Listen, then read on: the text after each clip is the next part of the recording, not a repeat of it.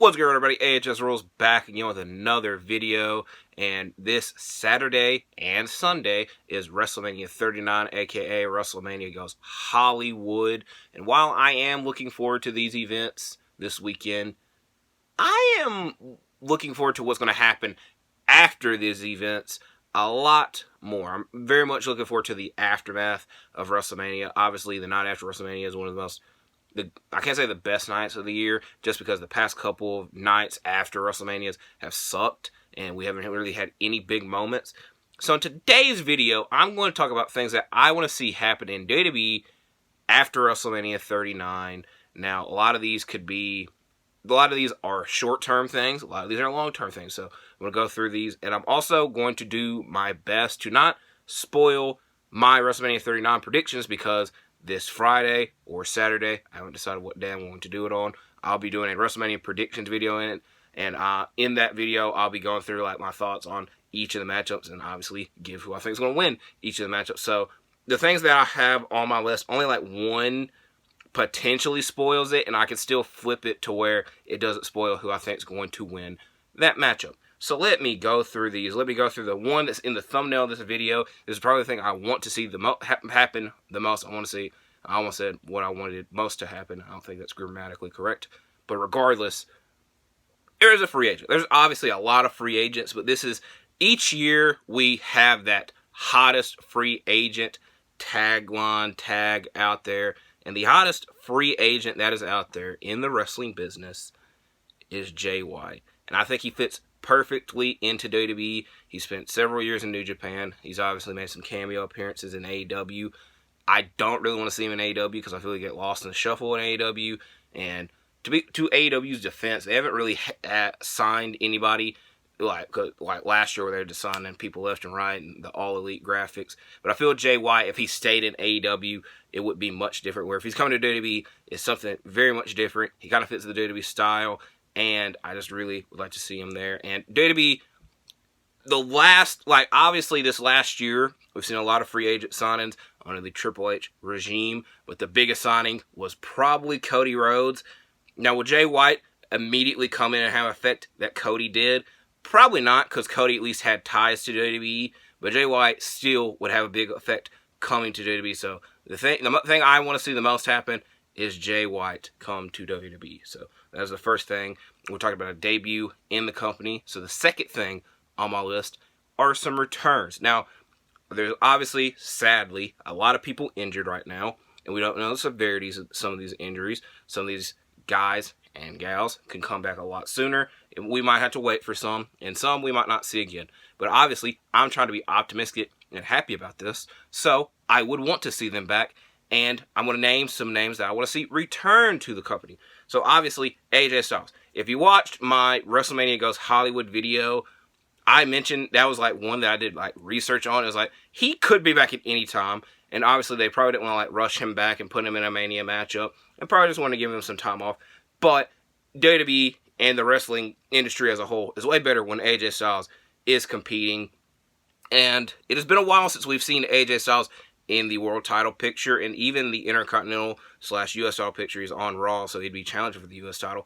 And I think, obviously, we need to see him back. Now, another name who's been out for a whole year is Big E. Now, I was saying, if he could come back at the Royal Rumble this year, that would have been a humongous pop and surprise moment. Obviously, the Rumble this year, the problem I had, there's no, surprises, the biggest surprise, Booker freaking T, which we've seen him before. He's on the freaking pre-show. It wasn't really a big surprise, but I can't harp in the past too much. Big E, we don't know if he's going to come back. Hopefully he does, and I feel it would be a big, pun intended, moment when he comes back.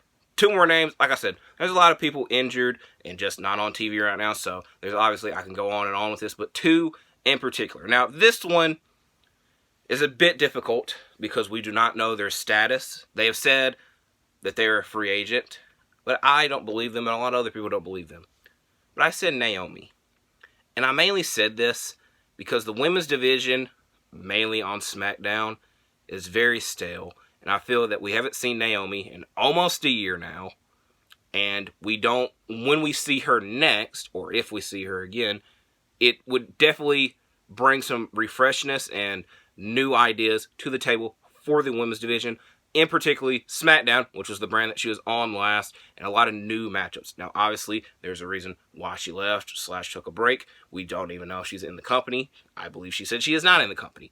But she can still come back, and I feel that the women's division, mainly the SmackDown side, really needs Naomi back. Then the last name, Randy Orton. He can come back at any moment. He could be a heel. He would probably come back as a face because the fans love him so much and loved him so much when he came back or when we last saw him. And if he comes back, they're going to be like, oh my God, it's Randy Orton. We want to see him again. We just want to see him back in the ring. So that's the second. Those are some names I wanted to see return. Now we get to call-ups. Now, NXT call-ups used to mean a lot. And definitely the NXT brand has changed a lot in the past couple of years. So I have two names out there, but I really doubt we see both of these names get called up because they're in a big matchup this Saturday at NXT Stand and Deliver, which I'm not going to do a predictions on that because I'm not the most enticed with NXT, and by the time I probably upload the video, the freaking show would be happening. So I'm going to touch on it right here. But Braun Breaker and or Carmelo Hayes. Now, why I say and or, I don't think they want to hurt the NXT brand altogether, because if you call up their two biggest names on the male side, it would hurt the brand.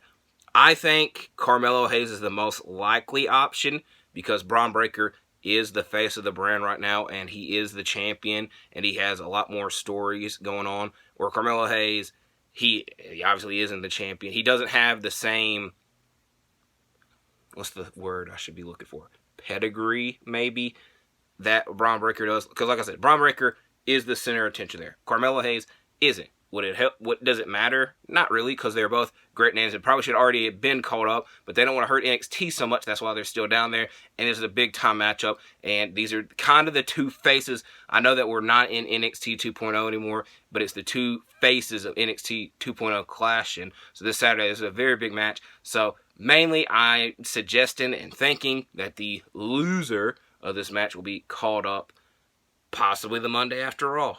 Who really knows? But I like to see one of the two get called up. Next, a heel Drew McIntyre. Now, in the build to this triple threat matchup for the Intercontinental title, Sheamus and Drew have kind of been a-holes because obviously they wanted the Intercontinental title shot and now they have to share it, which neither one of them really wanted to do. But Drew McIntyre, I mainly have been thinking this since he lost the big matchup to Roman Reigns at Clash of the Castle, and he kind of got screwed because that was the debut of Solo Sikoa. Yeah. And he came out to his Broken Dreams theme song. He never came out as a face with that. To be fair, his whole tenure in WWE before he came back in 2016, he was a heel the whole time, which is actually pretty wild to think. But he's been screwed in that situation for the undisputed Universal title. In this Intercontinental title situation, he kind of got screwed because it ended up being a triple threat match. Now, again, that doesn't really spoil who I think is going to win that matchup because he can either be a heel and cheat to win that matchup or feel that he got screwed or slighted in this matchup and want to turn heel. But I just feel that we've seen nice guy Drew McIntyre and the WWE main roster needs more heels. Because when you think of heels, you think of Gunther, you might think of Theory, I personally don't, and you think of the Bloodline. The face side, now that Cody Rhodes is back, we mainly think of him. We think of Sami Zayn, who was with the Bloodline, and he now, like I said, is face. Seth Rollins, he is definitely a tweener. I like using these terms. He's definitely he acts like a face, but sometimes he acts like a heel. But I feel Drew McIntyre, the way his story has progressed, he should feel some type of way how his last year has gone. And that way that he should feel is that he is being screwed and he needs to go back to his old school ways. When he was successful, he was the Intercontinental Champion back in 2010, 2009-esque. So I like to see a heel Drew McIntyre. Next. Now, I made a YouTube short, and I should probably make a lot more YouTube shorts. I like talking longer term, and under 60 seconds I feel definitely helps. But the first WWE YouTube short that I did, I was talking about the Money in the Bank. Now, like I said earlier in the video, a lot of these are short term. These 2 to 3 things are going to be long term. So, the first YouTube short that I did, I was talking about the Money in the Bank, which is funny because I got my briefcase right here. And I suggested that John Cena should win the Money in the Bank this year because he is one away from breaking the all-time world title record. We don't really see him getting like a long-term storyline to get a world title shot. And I think at some point he should, you could argue with it, but I think he should break the record. He's John Cena, and records are meant to be broke, not tied. It's just kind of weird to have that record tied.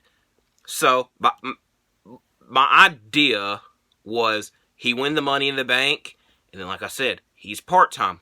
We don't see John Cena that often, but now he's got the Money in the Bank briefcase.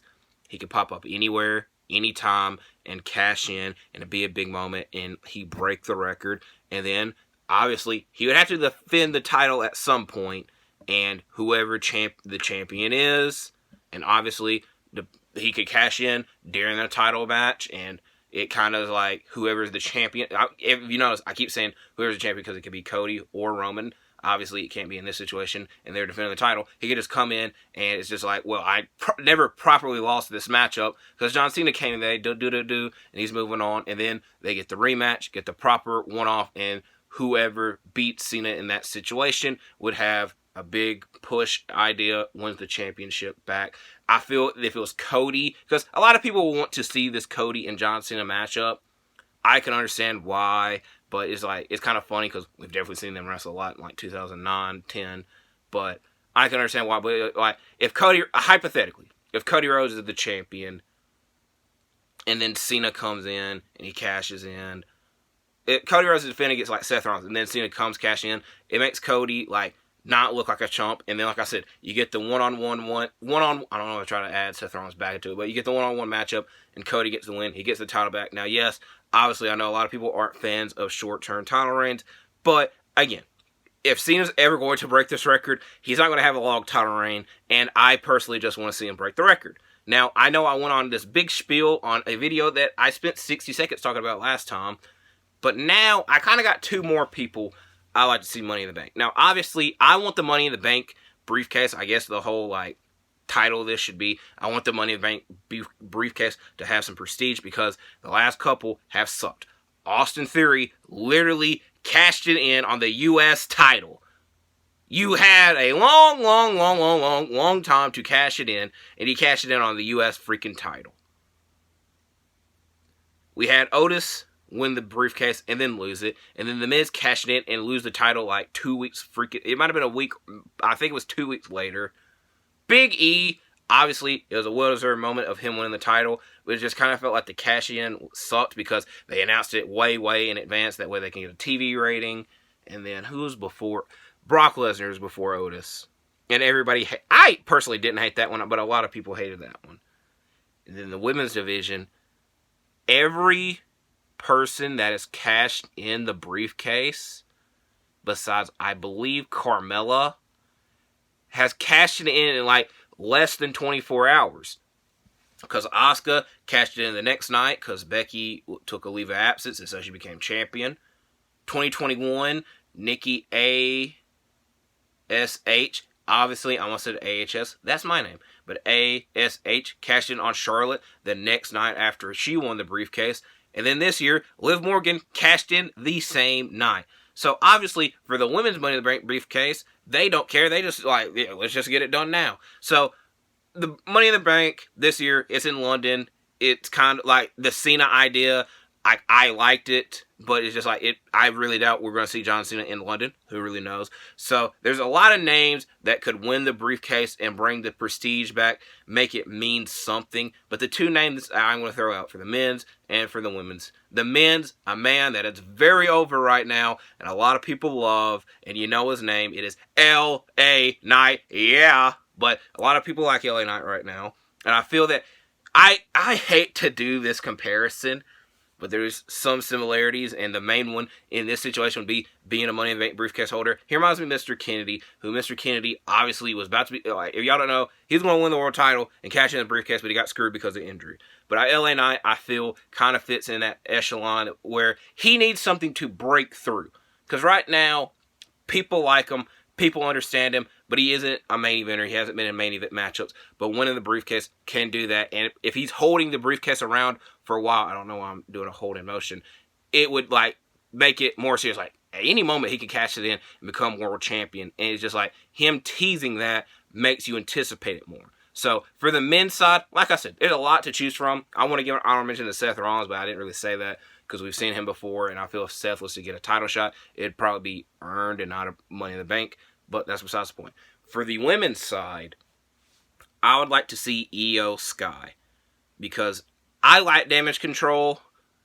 But again, like I said with Naomi earlier, the women's division is very still. Now, to Raw's credit, their women's division is way better than the SmackDown one. But it's just like we've seen a majority of the matchups take place on the Raw brand. And so what I'm mainly saying is like Damage Control, like I'm not going to say it's ran its course. I like all three of the people in Damage Control. But at the end of the day, a lot of people have criticized Damage Control. And even tonight on Raw, Becky was like saying, you two are lackeys. Like, you two used to mean something, but now you're just lackeys. So at some point, I anticipate Dakota and Io breaking off from Bayley and becoming bigger and, I can't say better, but like bigger names and meaning something and being their own person. And I feel with Io being Miss Money in the Bank, she can do that. And obviously, she can cash in on Bianca. But I would like it a lot more if she cashed in on Asuka, depending on who wins the matchup this Saturday and or Sunday. So, I said that. Now, another thing that is very similar to the Money in the Bank that's going to happen is the King of the Ring / Queen of the Ring tournament. Now, I didn't really think of who should win this tournament for the women's side. For the men's side, there's one name, but there's one problem. I will get to it. But I'm going to say this name. It's just one. Gunther. I want to see Gunther, after WrestleMania, get the biggest push of all time. Especially if Roman takes a break. I feel that Gunther, like I said, I went through like the heel side, and it's like the Bloodline are the top heels in the company right now. And I feel if Roman is to take this break after Mania, I think Gunther would take that spot. He puts on great like he is the ultimate wrestler right now because he's not cheating to win his matches like Roman does. He's putting on the great dominant performances, which we haven't seen. I'm trying to think like when we think of like he kind of, I don't want to compare him to Brock, but it's just like he dominates his matchups. He doesn't have to cheat to win like Roman, and these matchups are great matchups, which Roman, again, puts on great matchups, but people always want to take it down a notch because he cheats to win them, where Gunther does not do that. So after Mania, I want to see him have the biggest push, and I think a big cap in his feather would be winning the King of the Ring tournament. Now, there's one small problem. It's not even that big of a problem, and it might just be me overthinking it. I think if my calculations are correct, it would also be a way bigger cap in his feather if he broke the all-time days as Intercontinental Champion, which is currently held by the Honky Tonk Man. And if my calculations are correct, he needs like 100+ days to do that, and that would be in September. And obviously the King of the Ring tournament is in May, maybe June.